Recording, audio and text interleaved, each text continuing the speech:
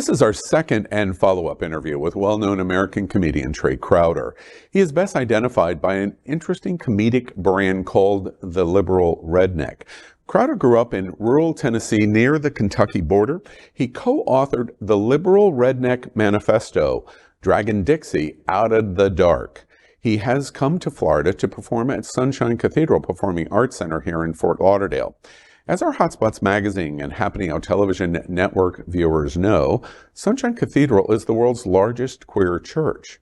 Crowder is a wonderful opportunity through his humor to explore much of what we are watching in culture wars here in Florida and across the country.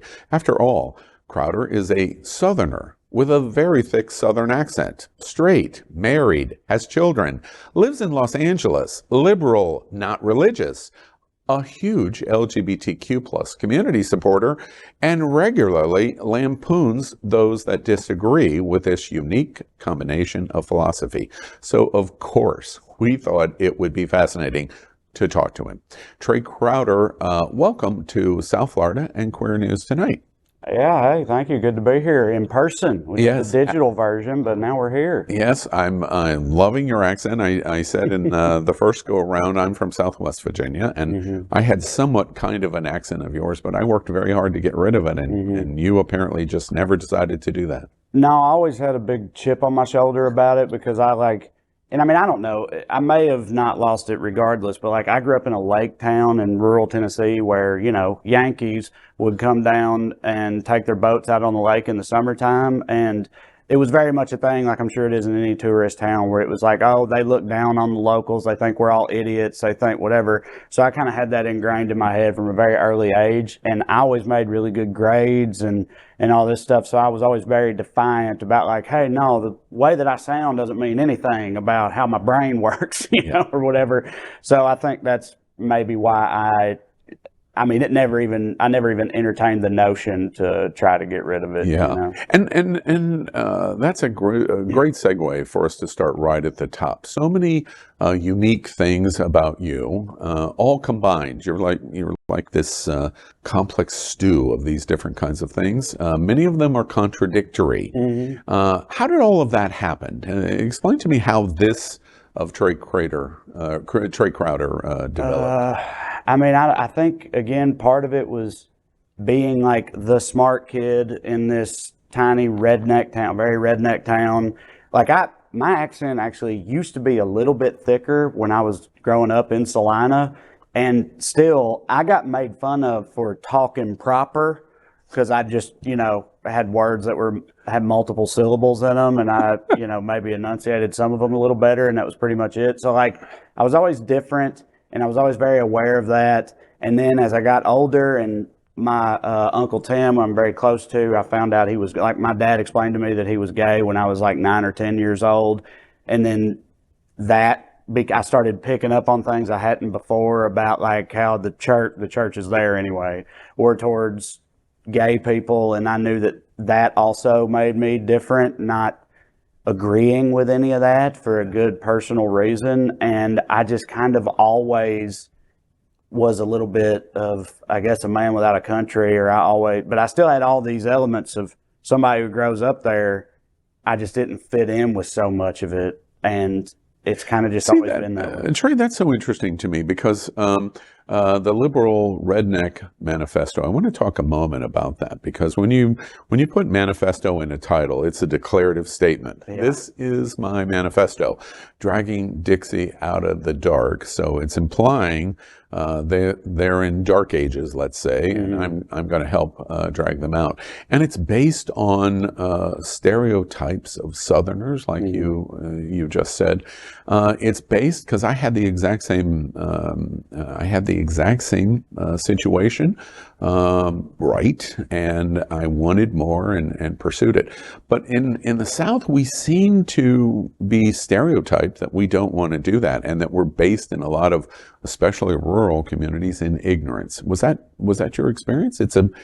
We don't want to improve out of our ignorance? Well, it's weird because, I mean, it was kind of my experience, but at the same time, and I didn't realize this until years after I left my hometown, apparently, from what I can tell, my hometown in Tennessee is like almost progressive by tiny Tennessee town standards. Because like my Wait, are we wife, talking about Nashville? no, Salina, Tennessee. Oh, Salina. Middle of nowhere. But like my wife is from a town called Waynesboro. I've met a bunch of friends over the years who were from equally tiny towns in Tennessee, and like the stuff they would tell me about their hometown would kind of shock me. Like, for example, like my mother-in-law told me once, and she wasn't trying to be mean, she was just saying, she was like, oh, there's no gay people in Wayne County. She's like, we just don't have any. Yeah. And I was like, you probably do, or at a certain point they leave or whatever.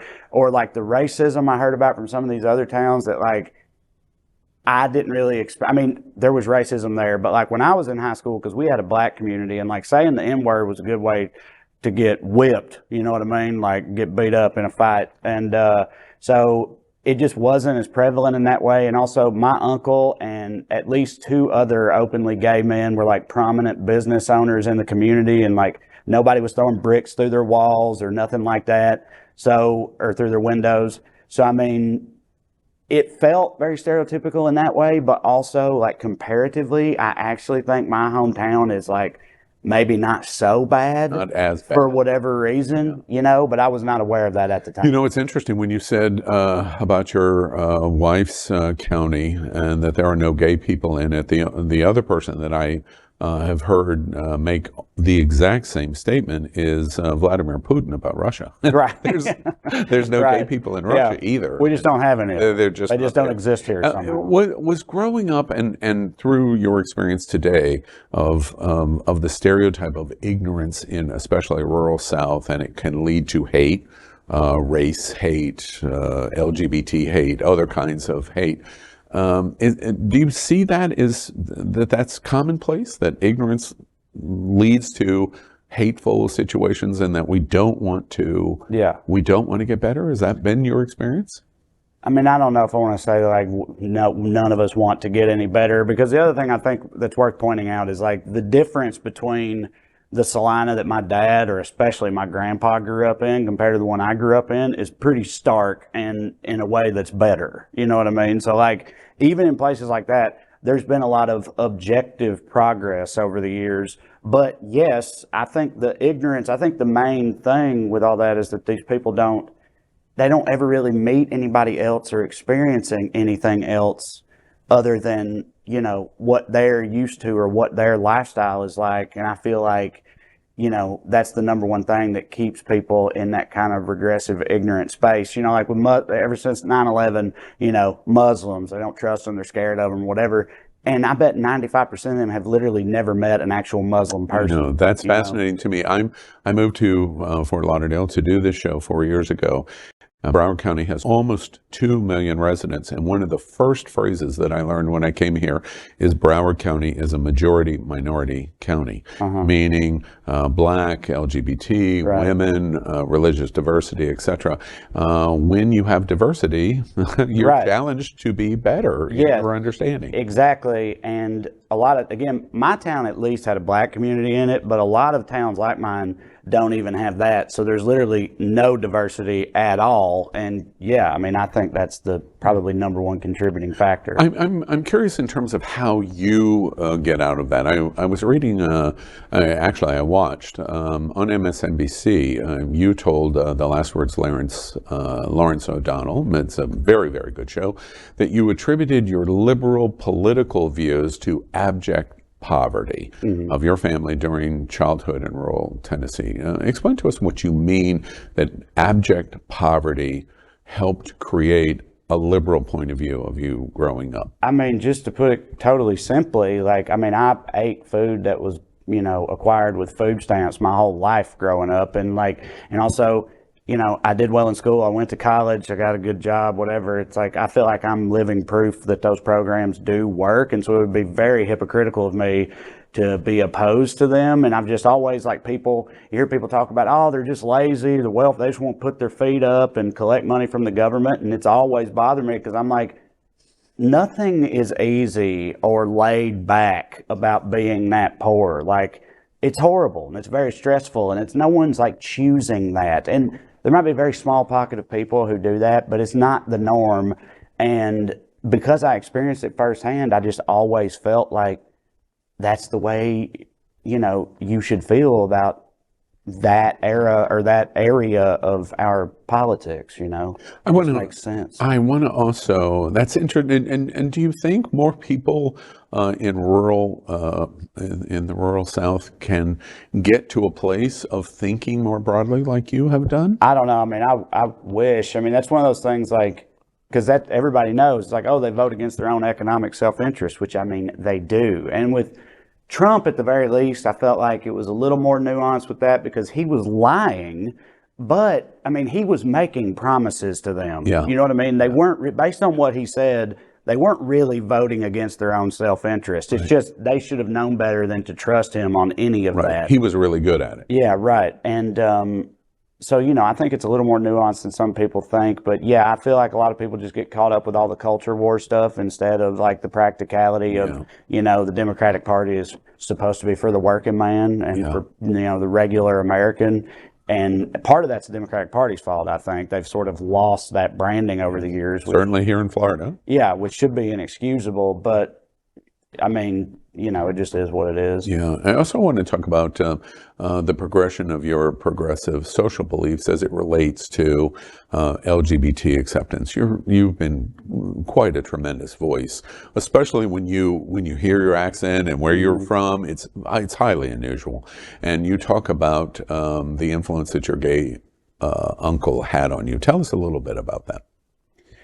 Well, I was raised mostly by my dad. My parents got divorced when I was 7, and I've lived with my dad pretty much the whole time after that. My dad was a single father, and he had one sibling, his younger brother, my Uncle Tim. And Uncle Tim was just always around. I mean, as long as I can remember, he was always around, not holidays, but also every Sunday for Titans games or whatever. Uncle Tim was just always there. He had this deli on the square in town, and he had all that and made all these visits with his, he couldn't be married back then, his partner, Mike, Uncle Mike, right?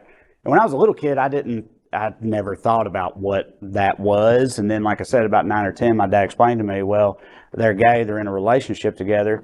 And immediately I was just like, okay, well, all right, that's fine. I don't care. He's still Uncle Tim and Uncle Mike, and then again, as I got older living there, I realized that was a problem for a lot of people.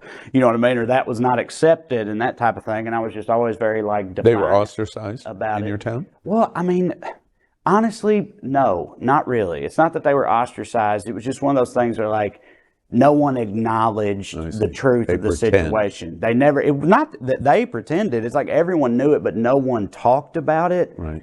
And so they'd be nice to them at their face, or they'd eat at their deli or whatever. But then if you ask that person, what do you think about homosexuality? They would say it's an abomination, it's a sin, they're all burning in hell or whatever. You know what I mean? Like that was sort of how the dichotomy worked in my hometown. And in that instance, so your uncle and his partner are relatively embraced in your small rural town. Yes. Why isn't the pure exposure to them enough to start to help change other people's minds? I mean, I guess maybe on the one hand, it at least helped a little bit because, like I said, people were not overtly antagonistic toward them and whatever. And maybe in some of these other towns they would have been. I don't know. So maybe it's at least a little bit better. But I think it was just it's just so deeply ingrained. I mean, I know I'm performing at a church tonight, a queer church, but I've always really chalked a lot of that up to the church and indoctrination and how the rhetoric always was surrounding homosexuality in churches like where I grew up in places like it, and it's just a lot. I mean, when it comes straight from God, they think, it's a lot for them to just say no, even though, hey, I like Tim, but he's a sinner. It's a great transition into talking about church. We're going to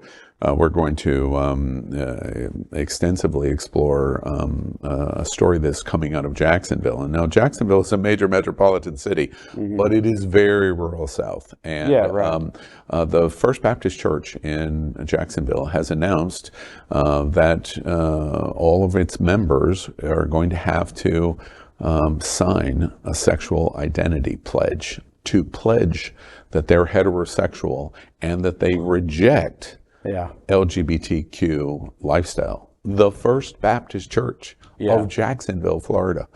What's your reaction to what we watch in the church? Tell us about your experience and what you think about it. I mean, really the only thing that surprised me about that at all is just that it's in a city like Jacksonville. It's still a city in northern Florida, I get that, but it's a city. And like, if you told me that exact same thing, but about a First Baptist church in a town like mine, I wouldn't bat an eye. I would be like, I can't believe they didn't do that years ago, honestly. Right. Like, because it wouldn't surprise me at all. I mean, in fact, it's not exactly the same thing, but I remember one of the churches in my hometown came to my high school, and the high school totally supported this. They came to my high school, got all of the seniors together in the auditorium, and they passed out these pledges that you had to sign. It was like, I swear before God, I will not have sex before marriage. I will not imbibe alcohol. I'll not do all this stuff. And you're swearing before you put your name on it. And I'm not just saying this. Like, I handed it back to my principal, and I was like, I'm not going to sign that. Yeah. And she was like, what grade were you in? I was a senior in high school. It was all the senior, because it was like, you're going into college. You're going to be tempted by sin. Swear before God you won't do any of that. And so many of my friends, and I get this too, they knew they were still going to, but they signed it anyway because, hey, I don't want any trouble. Yeah. They signed it knowing they were going to break it. I'm sure you did too. I watched the documentary on Liberty University, and that's what they do now, right, at Liberty in Lynchburg. I read that you identify as agnostic. Is that true? Yes. That's what you said? Yeah. I read a quote that was tagged with you that said, talking about your religion, I've never been particularly down with Jesus. Mm-hmm. I love that phrase. I'm not particularly down with Jesus because of the conservative social views of homosexuality held by most Christian denominations, especially in the area, meaning your town, region in Tennessee, where you were raised. Tell me about how you come to that in terms of, is it a complete rejection of all religion, or what is agnostic to you? I'm not like hardcore atheist the way a lot of atheists are. Like, I'm not bothered by people, embracing their own religion, whatever it is. They should be allowed to do it. It's just, as long as they don't then encroach upon other people's lifestyles or try to force their beliefs on other people, which I feel like so many churches in this country do. But like, if they're not doing that and they're just following their own doctrine that's highly spiritual to them and they feel a connection with God and all that, then I mean, that's totally fine with me. It doesn't bother me at all. I'm not hardcore like, oh, all religion needs to be abolished or whatever. It's just that in my experience, there's a lot of hypocrisy and a lot of things that don't really make any sense. Like with my gay uncle, and so with homosexuality issues related to the church, that was sort of the first thing that made me think, well, I don't really understand what that's about. And I feel like that sort of opened a door into me questioning a lot of other things about the religion or the doctrine or the Bible that I started noticing also didn't make sense to me. And it just kind of went on from there. And it's part of this contradiction thing that I think is so fascinating with you. You said in our first interview, when we were talking about your gig at Sunshine, you said you've never performed at a church before. No. And while this is Sunshine Performing Arts Center, this event that you're performing at is a sellout. But after all, it is a church, performing art, and it is a gay church. Right. Which is like contradiction. Yeah. You are third contradiction. Yeah. Thoughts about agnostic Southerner with a thick Southern accent who's a redneck performing in a church and a queer church? Yeah, I mean, it's pretty wild. Like, I'll probably talk about this at least a little bit on stage later, but like when my agent first says like, hey, there's we got an offer for you to do a show at a church in Florida. And I was like, is this a trap? Like, I don't know about that. And he's like, no, it's the world's largest queer church. And I was like, okay, well, that certainly makes it different, but I still have some questions. Just the church part, the gay part, no problem at all. Yeah. All for it. Yeah. The church part, I was like, are they sure? But I'm not going to get up there and I don't do this anywhere. Like I might take a couple of jabs, but like I'm not, again, because I'm not that sort of fervent atheist type. Like I don't spend a lot of time going after the church really. It's just that I have been open about not sharing the beliefs. So, I mean, yeah, the whole thing. I mean, I'm anxious to see, how it goes. I'm sure it'll be fun. Yeah, it's gonna be fun. I'm looking forward to it myself. I've looked at a lot of your programs in YouTube. You're quite a YouTube celebrity. I read today you've got nearly 20 million cumulative views in YouTube now. I'm curious with the brand that you represent, Southern accent, agnostic, which is not anti-religious, liberal, redneck. You kind of sit in the hate sphere on both sides. Yes. What's that experience like in YouTube? Yeah, I mean, honestly, at this point, I don't get near as much hate as I used to when I first came onto the scene and went viral. There were a lot of people. I mean, I got a lot of hateful messages back then, and I'll still get some. But I think at a certain point, those people knew who I was and just didn't bother with watching my videos anymore or whatever. But it's it's like I said earlier, the man without a country thing has kind of been the story of my life. Like, I'm definitely,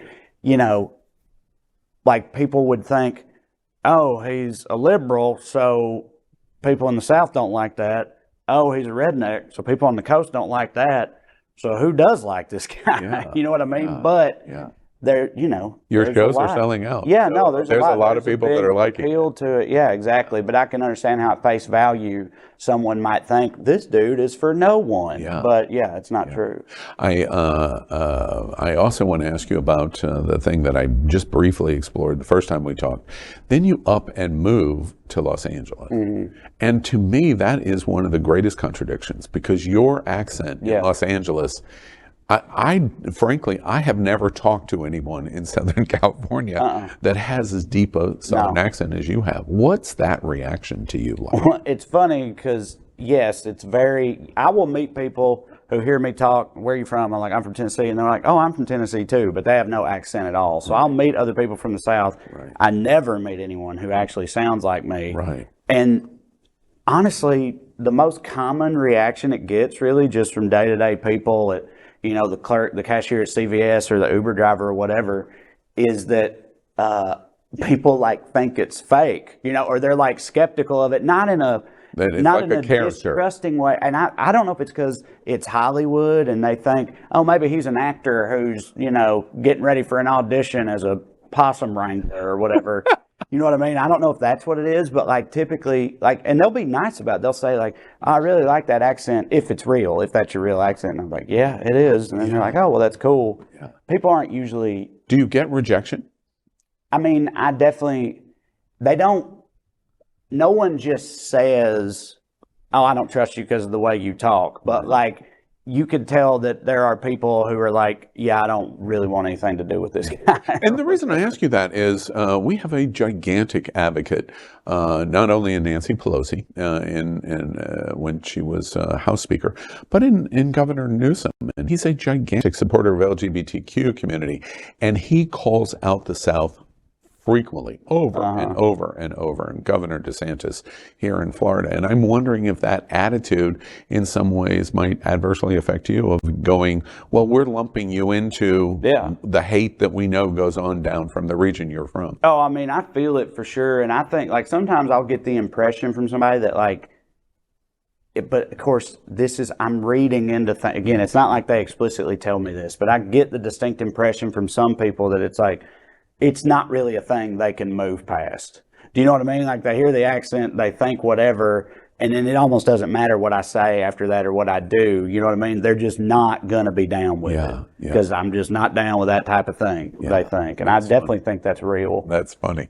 Man without a country seems to be a right definition. Yeah. I wanted to ask you about your politics. During pandemic, and I've looked at some of it now, you did a show broadcast in Facebook Live called The Evening Skews with a co-host, Mark Agee. Yeah.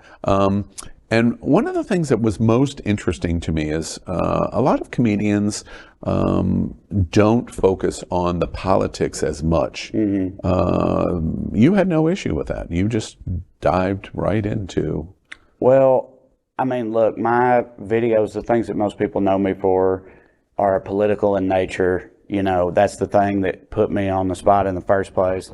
And so because of that, I felt like it made sense to have a podcast that was overtly political. But I also, I have other podcasts and things that I do that, I like to do both. I have a show with one of the guys I tour with, Corey Forrester, where it's called Putting on Airs, and we just talk about fancy people stuff, and it's not political at all. Fancy people. It's two hillbillies talking about fancy people stuff, right? And there's no politics, but it's funny, and we have a good time with it. But yeah, because of the nature of how I became known in the first place, I don't have any problem shying away from politics. And doing that Facebook Live and that political podcast, as you call it.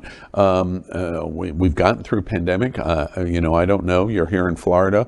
The pandemic never happened here. COVID never existed here in Florida. We were very, very lucky. It never came here. It just literally would not cross the border. Tell you what, who did come here though? A lot of people who were really into that fact. You know what I mean? I feel like that was part of. I feel like Florida was already shifting. Because Florida was a swing state forever, one of the biggest ones. Them and Ohio both, everybody knew it. And then they've been gradually shifting further to the right. And I feel like COVID was the final, the final strike that really solidified that. And we reported in 2022, we became the fastest growing state in the nation. And it was mostly because of relocation from other places that thought, well, there's where the crazy's going. Exactly. So let's I'm crazy, so let's go. Let's go. Exactly. All right. Well, we finished pandemic. Never happened here, but we finished pandemic. You excited about where you're going in terms of what's next for you?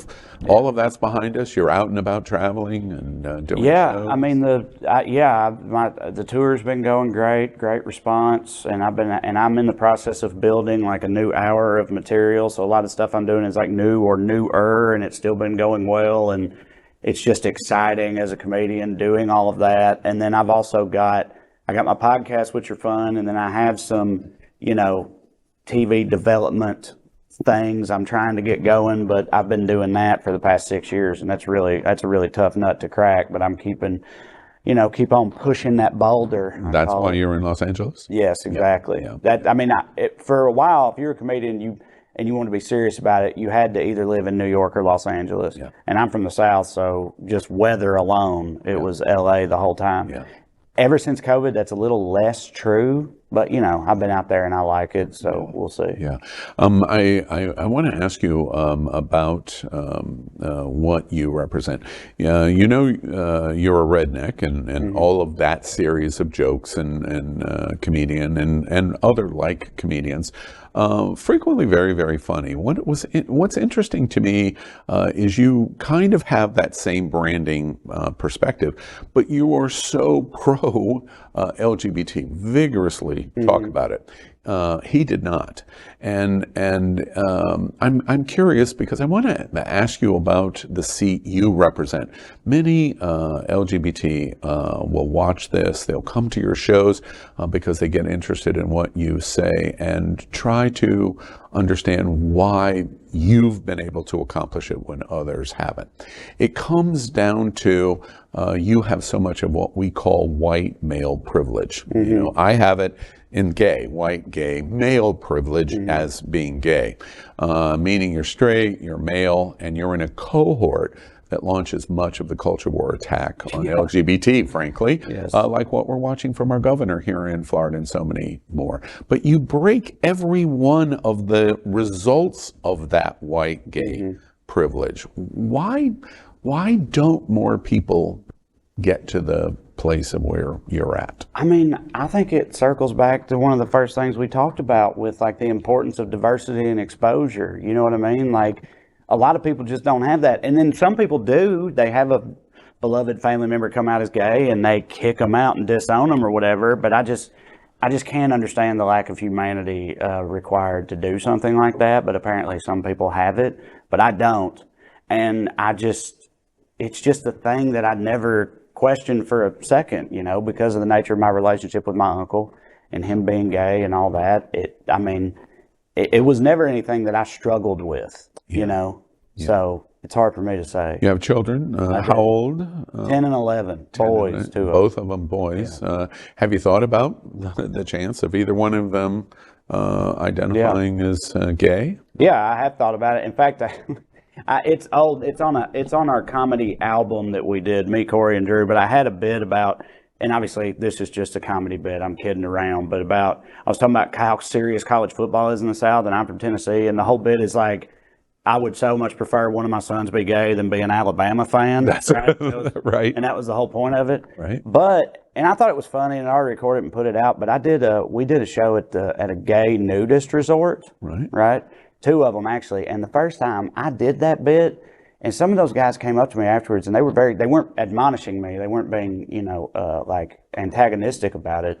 But they came up to me and they were like, they basically said, why would you want one of your sons to be gay? Like, do you realize how, and it like really affected me, because obviously I've thought about that before. This is coming from a gay man. Yeah, right. Multiple of them, they were like, look, it's not easy. It's not fun, whatever. It's not fun. And again, I'm aware of that, but at the same time, I am a straight white dude, so I'm not really, like, I think I'm aware of it, but I'm really not. And so, yeah, that sort of reframed the way that I looked at it, as far as being so cavalier and irreverent about the whole thing, the way that I was before. Yeah. But I mean, if one of my sons is gay, like, bring it on. Yeah. I mean, that's totally fine with me, more than fine. Like, it wouldn't really impact me at all one way or another. It's like, it's not like I can throw him back or nothing. He's not a smallmouth. That's right, exactly. Yeah. Well, all the best to your family and to you. I'm looking forward to seeing your gig. Welcome to South Florida. We're really happy that you're here. You understand how unusual you are in the LGBTQ community. I do, yeah. I can't completely tell that you recognize that. I know. We have talked about you since the announcement that Sunshine did the gig booking. It's like bringing a unicorn into the church. Yeah, I've gotten that a lot, actually. But I'm not the only one. There are more of us. We do exist. Yeah. We might be a minority, an extreme minority, but we're out there. Yeah. It's not just me. Excellent. Well, you want to follow Trae Crowder, and we're putting up all of the contact information. And what's next for you? Keeping going on the tour. I've got, if you go to TraeCrowder.com, maybe I'm coming near you, wherever you're at, and you can come check it out, because I got a bunch of dates coming up. Yeah, I highly recommend that you do that. Trae Crowder, thank you very much for coming to Queer News tonight. Thank you. I appreciate it. LGBTQ plus news is vital for our community and for the broader world as a whole. We have enough enemies at Fox News. Tucker, Sean, and Laura are loud. We need passionate allies. Happening Out television network, Queer News Tonight, and It's Happening Out are literally out of the closet and into the headlines. Our community needs your support. Like this broadcast and subscribe now to ensure the growth of the entire LGBTQ plus community.